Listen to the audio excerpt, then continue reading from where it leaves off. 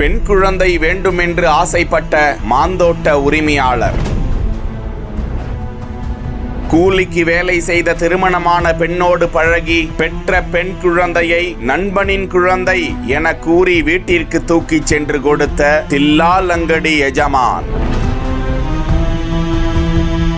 விஷயம் தெரிந்து வெறி பிடித்த கணவர் மனைவியை கொடூரமாக கொலை செய்து தோட்டத்து உரிமையாளரையும் கொலை செய்ய முயன்ற போது துப்பாக்கியை எடுத்து சுட்டதால் பரபரப்பு, பதற்றம்.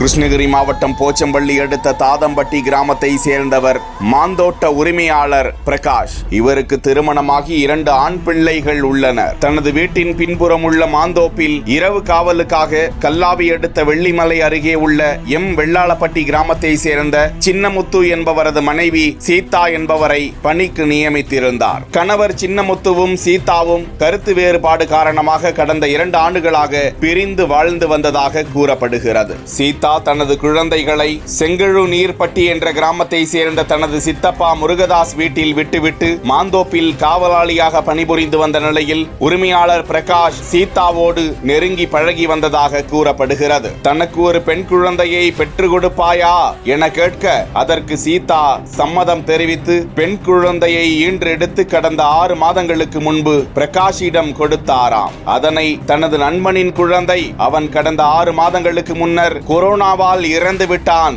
அவன் கடைசி நேரத்தில் தனது குழந்தையை தன்னிடம் ஒப்படைத்ததாக கூறி மனைவி மற்றும் ஊர் மக்களை ஏமாற்றி அந்த பெண் குழந்தையை வளர்த்து வந்தாராம். இந்த தகவலை அறிந்து கொண்ட சீதாவின் கணவர் சின்னமுத்து தனது தம்பிகள் ராம்குமார் மற்றும் அரசு ஆகியோரை அழைத்து கொண்டு சித்தப்பா முருகதாஸ் வீட்டிற்கு வந்து சீதாவை வலுக்கட்டாயமாக அழைத்து சென்று மாந்தோப்பிற்கு இழுத்து வந்து மாந்தோட்ட உரிமையாளர் பிரகாஷிடம் பிரச்சனை செய்தார்களாம். அப்போது வீட்டிற்குள் ஓடிய பிரகாஷ் நாட்டு துப்பாக்கியை எடுத்து வந்து சரமாரியாக சுட்டாராம். இதில் சின்னமுத்து, ராம்குமார், அரசு ஆகியோர் மீது படுகாயம் ஏற்பட்டதாக கூறப்படுகிறது. அந்த நிலையிலும் மனைவி சீதாவை கொடூரமாக கொலை செய்துவிட்டு அங்கிருந்து தப்பி இருக்கிறார் சின்னமுத்து உள்ளிட்டோர். தகவல் அறிந்து சம்பவ இடத்திற்கு வந்த போச்சம்பள்ளி போலீசார் சீதாவின் உடலை மீட்டு பிரேத பரிசோதனைக்காக கிருஷ்ணகிரி அரசு மருத்துவக் கல்லூரி மருத்துவமனைக்கு அனுப்பி வைத்தனர். இந்த கொலை சம்பவத்தில் ஈடுபட்டதாக கணவர் சின்னமுத்துவின் தம்பிகள் அரசு மற்றும் ராம்குமாரை போலீசார் பிடித்து விட்டனர்.